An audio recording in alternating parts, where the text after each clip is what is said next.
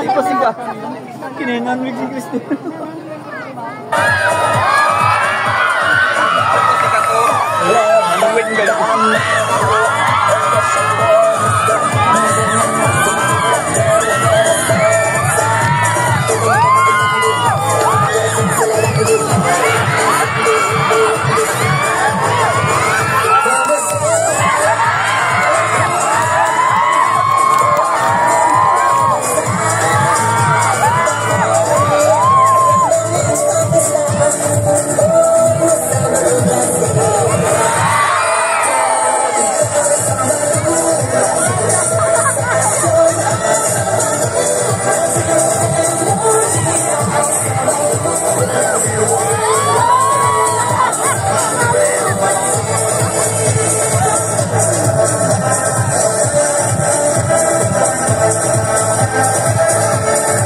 Number 1, halika muna dito.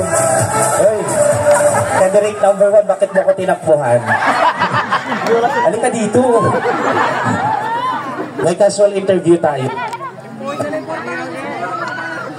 Oh, hello. Okay, candidate number 1, kamusta ka naman? Okay. Okay lang. Kinakabahan hindi? Kinakabahan, okay? So, take and hashtag and explain kung ano yung nabunot.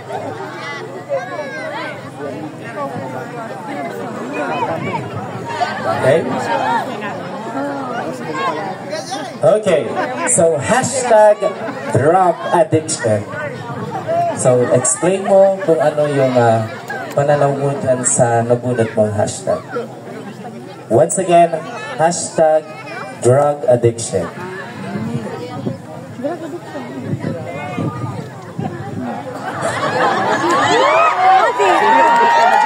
Bilang isang bata, huwag po natin tularan. Hindi ako adik. Ang mga batang gumagamit ng mga droga. Dahil masama po yun. And I, thank you. Okay, so thank you, candidate number 1. Literal talaga. Yan. Next, candidate number 2. Music maestro. Bilang adik ka wala.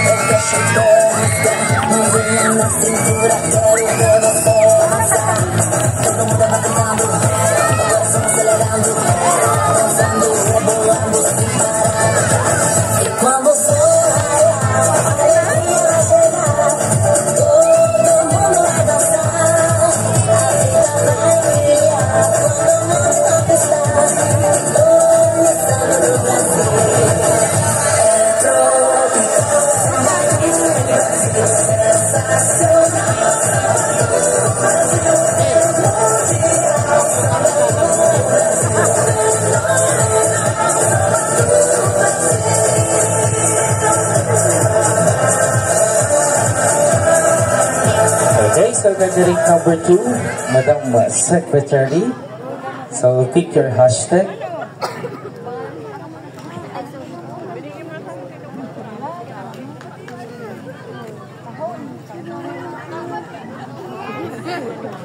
Doktora, hindi ko maintindihan yung sulat mo.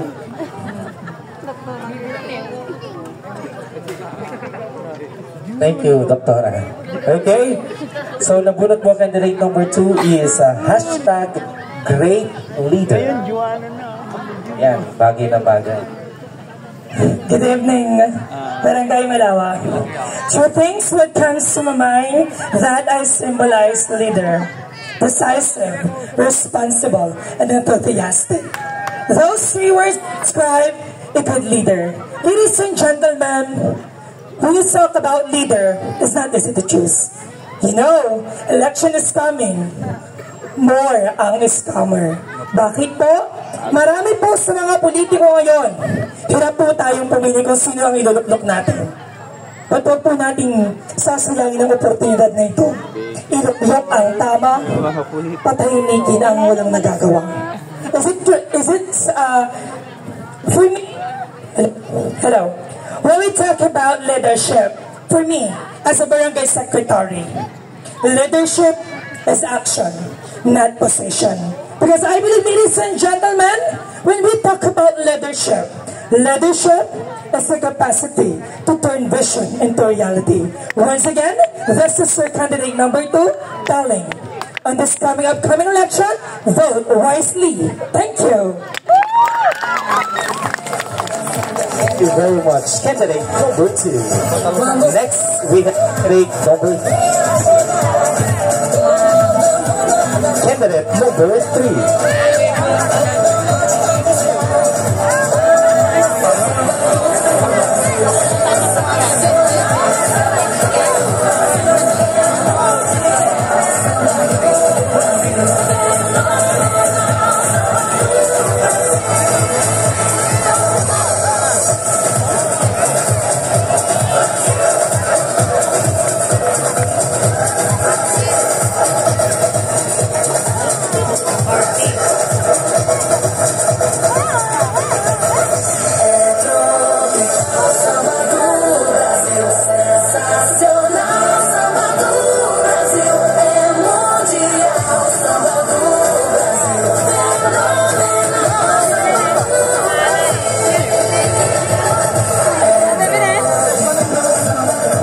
So candidate number 3, Dr. Jonabel, translator ha. Andi lang. Umbuno lang. Mel. Nandito oh.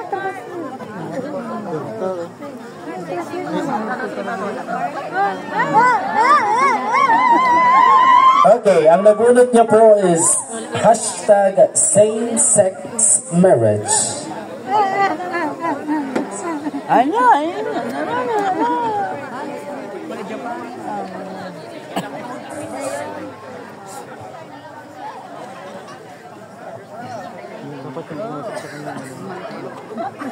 Dapat ang mag-mic kung ano, magtatali. Okay, yan ang mag-mic kayo ka. No, parang same language.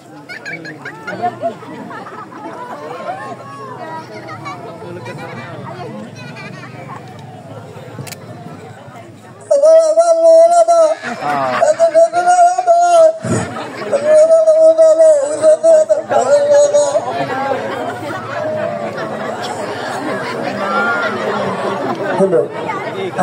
Hindi na po siya pumapayag sa same-sex marriage dahil naniniwala daw po siya na ang ginawa ng Diyos ay ang lalaki at babae. At naniniwala din po siya na ang lalaki ay para sa babae at ang babae ay para lamang sa lalaki. Yun lamang po at maraming salamat.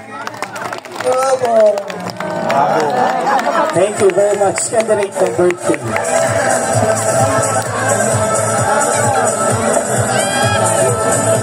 Next, let's welcome candidate number 4.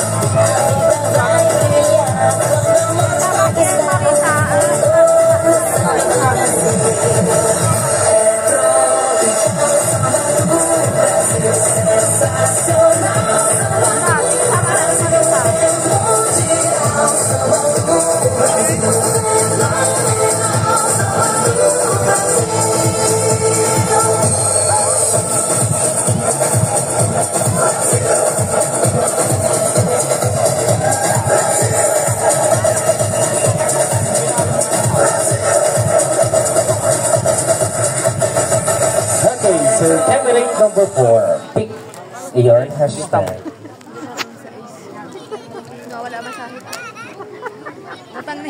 Okay, ang nabunod po ni candidate number 4 is hashtag corruption. Bawang na bawang. Thank you. You know what, ladies and gentlemen, we cannot deny the fact that corruption is happening in our government. What we need to do, ladies and gentlemen, is actually, this is the right time. It is the election is actually coming. This is an eye-opener for us Filipino people to choose the right leaders. Ladies and gentlemen, the qualities of the right leader that we should need to choose is the one who has honesty, empathy, and also knowledge. Honesty. There should be a accountable and they should be transparent of what is happening in our government. It is because it's very important and that is the best ingredients for us to eradicate political animalities and corruption in our country. And second, ladies and gentlemen, empathy. The right leaders should know what is the needs of the people. And lastly, they should have knowledge. We should not choose those people who are actors don't have enough knowledge to govern our country. As they always say, ladies and gentlemen, if we will still be blind and being captured by the money of all politicians, then we Filipino people will kill on the end. Good evening. Okay, so thank you, candidate number 4. So ladies and gentlemen, at this juncture, may I acknowledge the presence of our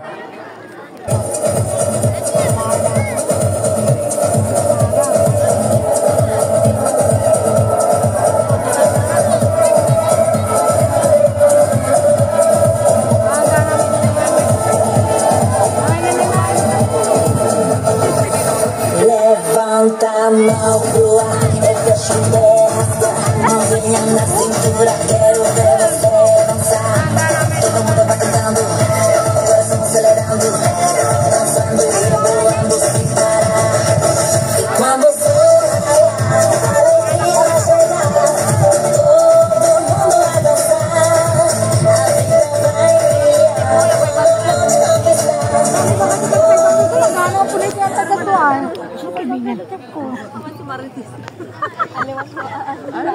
Okay, your hashtag candidate number 5 is hashtag religion. Okay. By the way, good evening. Hashtag religion. There's a lot of different religion in our modern world. Hinduism, Roman Catholic, and etc. The only one thing to do is to respect all religions that we have in the Philippines. Not only just the Philippines, but also all over the world.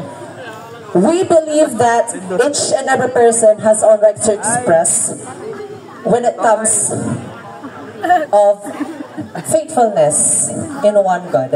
There is a lot of different perspective when it comes to religion. But for me, my opinion about religion is that respect one another, love one another. Because at the end of the day, we are living here in the modern society that always be good. Because I believe all human should has a faithful in God. And thank you and good evening.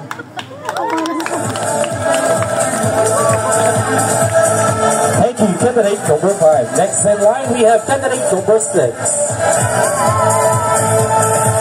Entra no movimento, galera, vamos virar. Vamos curtindo essa onda, ninguém pode negar. Todo mundo vai cantando, todo mundo vai bolando, dançando e rebolando sem parar. E quando o sol raiar, a alegria vai chegar. Todo mundo vai dançar, a vida vai brilhar. Quando o mundo conquistar, o samba do Brasil. Brasil sensacional, samba do Brasil é mundial, samba do Brasil fenomenal, samba do Brasil.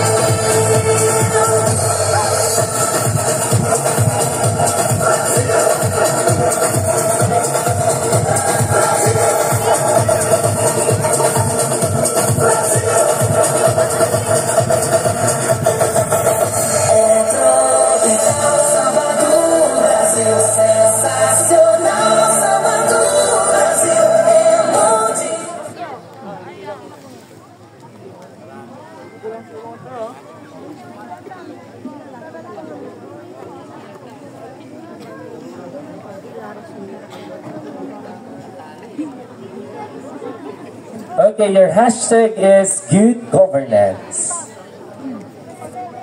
Okay, thank you for that wonderful question. Thinking of Bachelor of Public Administration, we study about the law, government, or to administrative works.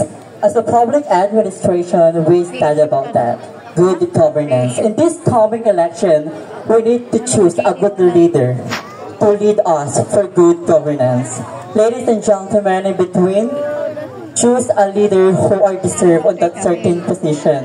Choose a leader who has honesty, transparency, and accountability in order to promote a good governance. Secondly, we need a leader who must be intelligent. She or he has a knowledgeable enough by addressing the major conflict or major dilemma that we are facing in our country: poverty, economic growth, increasing of our humanity, and lastly, the hunger issue that we are facing. Ladies and gentlemen, thirdly and last, we must be a leader who have faith of Almighty God. Because I believe, if you have faith of Almighty God, nothing is impossible. So ladies and gentlemen, in between, I am going to calculate the mind of all people right there that we need to choose a leader who are perfect. We need a leader who will be transparent by using of public funds. A leader, must she or he have commitment with the vision, mission in our society. And lastly, a leader must be honest. And lastly, a leader must be on faith of our Almighty God. Because I always believe, ladies and gentlemen, ang pagkakaisa at higit sa lahat, ang pagkakaisa ng bawat isa sa pagpili ng magandang leader ay siyang magpapatuloy at magpapapunta sa magandang good governance. That will be all. Thank you. Thank you very much, candidate number 6. Next in line, we have candidate number 7.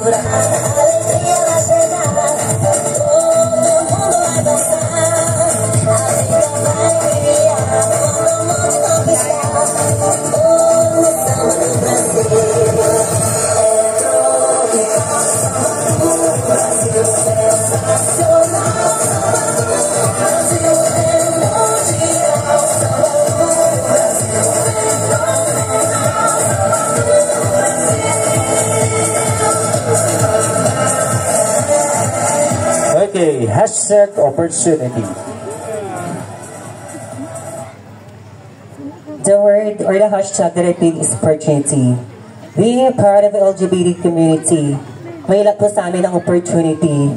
But sa aming pagtsatsaga at diskarte sa buhay, nalalagpasan namin ang mga pagsubok. And I believe, ladies and gentlemen, dati hindi ko nagagawa yung mga bagay na hindi ko nagagawa, ngayon nagagawa ko na because I thought I was weak, but I'm stronger than I thought I was. Thank you so much. Thank you very much, candidate number 7. Next in line, we have candidate number 8.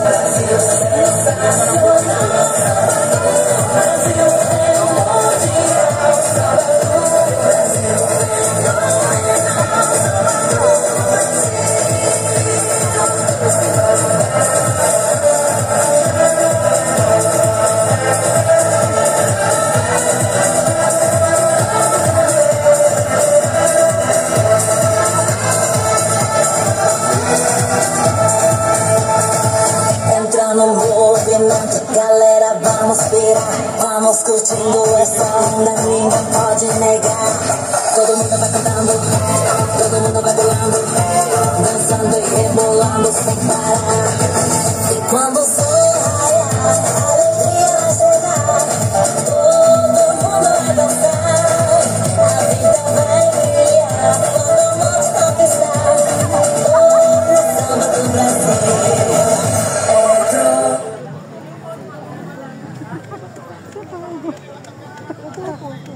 Okay, your hashtag is illegal fishing.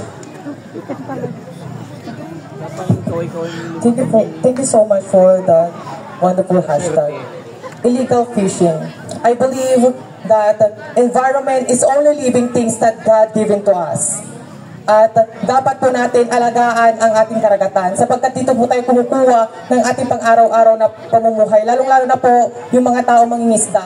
Kaya dapat po lagi natin tatandaan na puprotektahan po natin ito because if we protect that, mapuprotektahan din natin na may secure nila ang mga anak nila ng mapapatungo nila ito sa mga paaralan sapagkat naniniwala po ako na ang environment ang siyang pagandang naibigay na regalo ng Panginoon natin. Kaya dapat natin itong ingatan at sana stop sa paggamit ng mga diminita at higit sa lahat sa mga illegal fishing. Thank you so much.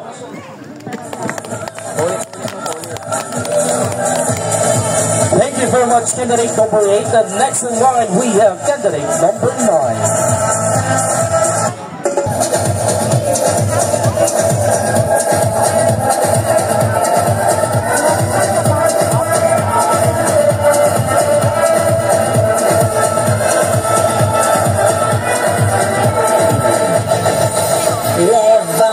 Mau keluar, oke sudah dengan nasi pero debe ser danzar. Todo mundo va cantando, el corazón acelerando, danzando y rebolando sin parar. Y cuando sola la alegría llega, todo el mundo va a danzar.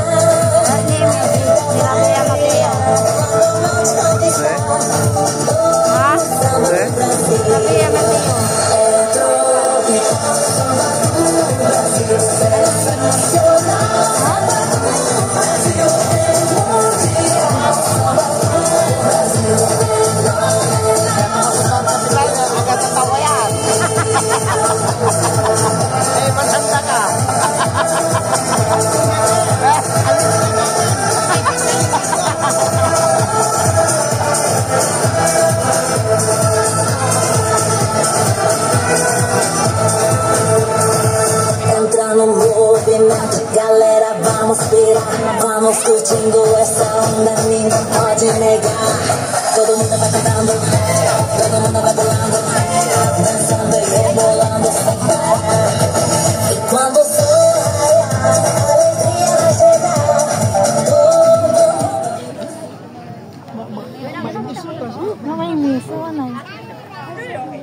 Hashtag education.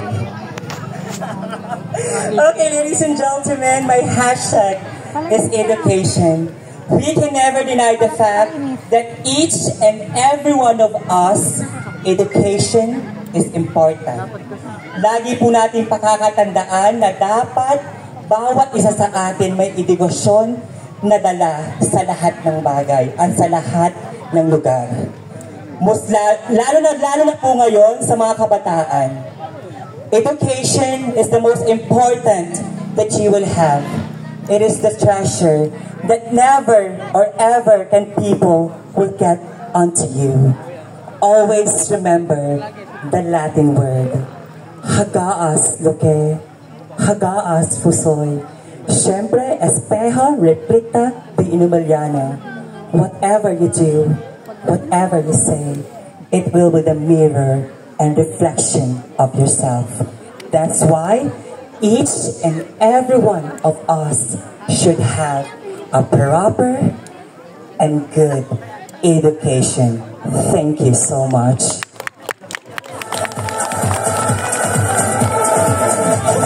Thank you, candidate number 9. Next in line, we have candidate number 10.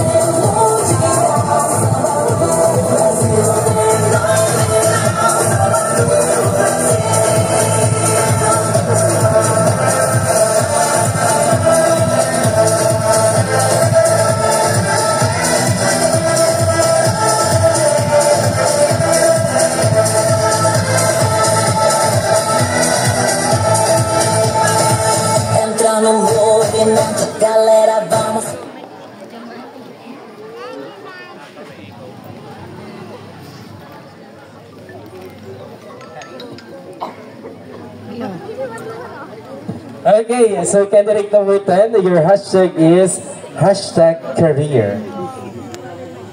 Okay. Ladies and gentlemen, when we say career, it is your source of income. Ladies and gentlemen, my career right now is a makeup artist and I am very much proud of it. As a breadwinner and as a makeup artist, it helps my family a lot. Lalo ho ngayon na na-stroke ang tatay ko. Ako po ang bumubuhay sa pamilya ko. That's why career is very important. Lagi ho nating papahalagahan ang ating mga career because especially kung mahal mo at gusto mo ang ginagawa mo. Ladies and gentlemen, sabi nga, hello, sabi nga ni Gata Sarizal, maganda ka, hindi ka lang nag-aayos, matalino ka, tamad ka lang mag-aral, kaya mo. That's why you have to be very, very study hard. You have to study hard just to achieve your goals. And for you to be able to have that career na gusto mo para sa sarili mo. Yun lamang po at maraming salamat. Thank you, candidate number 10. Next in line, we have candidate number 11.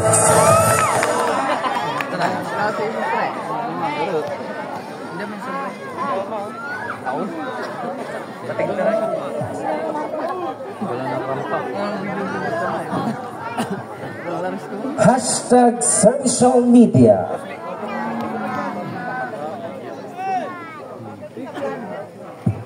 Dito po natin makikita ang mga lahat-lahat ng ginagawa ng mga tao na pinupost sa mga Facebook at social media. Na kahit hindi totoo ay ginagawa nila, makasira lang sila ng reputasyon ng mga ibang tao. Yun lamang po. Okay, so thank you very much, candidate number 11. And next in line, we have candidate number 12.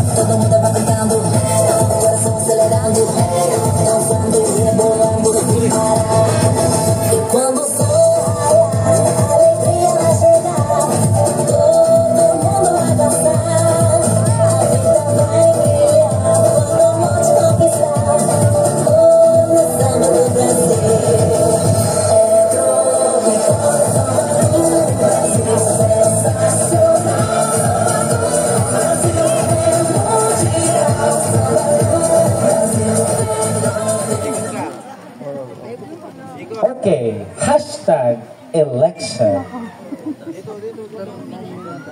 Well, this is actually a hashtag wherein election is approaching this coming May, and I believe that each and every one of us has the suffrage or has the right to elect the person who will govern or lead not just our country but even a small society. So I'd like to take this opportunity and make it very simple. Mga kaibigan, huwag tayong padalos-dalos sa pagdidesisyon. It's because kung sino man po ang ating i-elect to govern a certain society or even our country, they should be our future references towards making our lives better, towards uplifting the lives of every Filipino. That is why we always have to remember this quotation. Before you select the person who will govern this country, you always have to think twice and ask yourselves one more time, is this the right person who will uplift not just myself, but the future generation? Good evening. Thank you, candidate number 12. And last but not least, we have candidate number 13.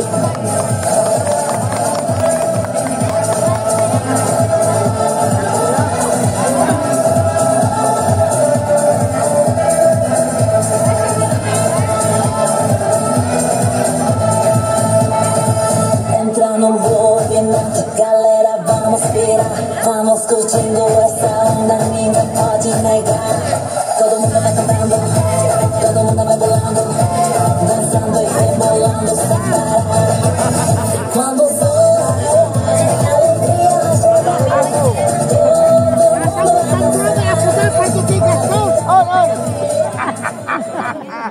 Unta.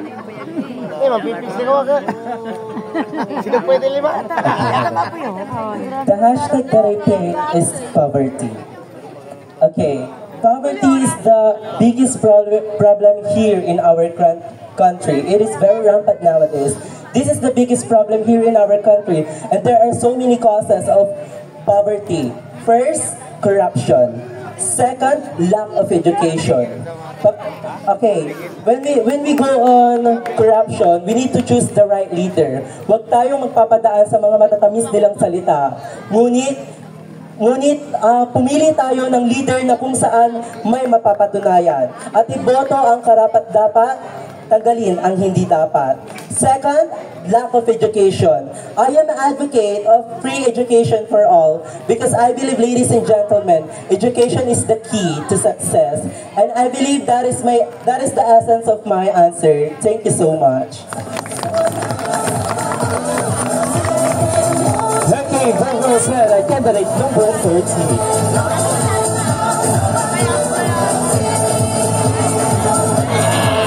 Candidates, makinig kayong lahat. Candidates, makinig kayong lahat regarding sa ating mga judges kasi feel po daw, hindi po na po gagawing top 5 to make it top 7. Laglagan na po doon. Top 7 po. Nag-agree po lahat ng ating mga judges. Agree ba kayong lahat dyan? Top 7 po tayo. Candidates? Okay, sige po. Thank you.